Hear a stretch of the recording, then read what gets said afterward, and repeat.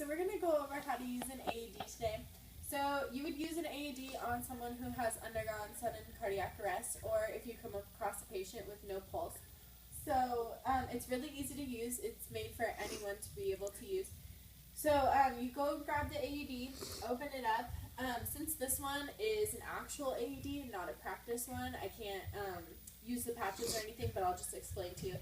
So you would take the clothing off of the person's chest, remove any hair or piercings that the person might have, and then you grab the patches. I'm going to pretend like these are my patches. So you put one patch on the upper right portion of the chest and one patch on the lower left portion of the chest. Okay, and so I'm going to continue CPR until the AED says otherwise.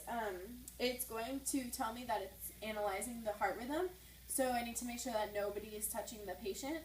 The AED will tell me to either continue with CPR or that it's going to administer a shock. So in that case, I want to make sure that everyone remains to stay clear of the patient. Once the AED delivers the shock, it'll tell me to either recheck the patient's vitals or to continue with CPR. So that's what you would do.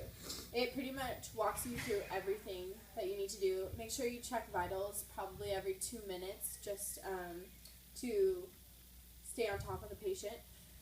When you're using the AED, you want to make sure that the scene remains safe for you and the patient, and you also have some precautions. You don't want to use the AED while you're in a moving vehicle or while the patient is in contact with water or if they're on a conductive surface. You want to make sure that you don't touch the patient while the AED is analyzing or shocking.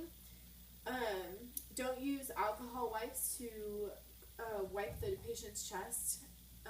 Do not use the AED around flammable objects or with a cell phone within 6 feet of the AED.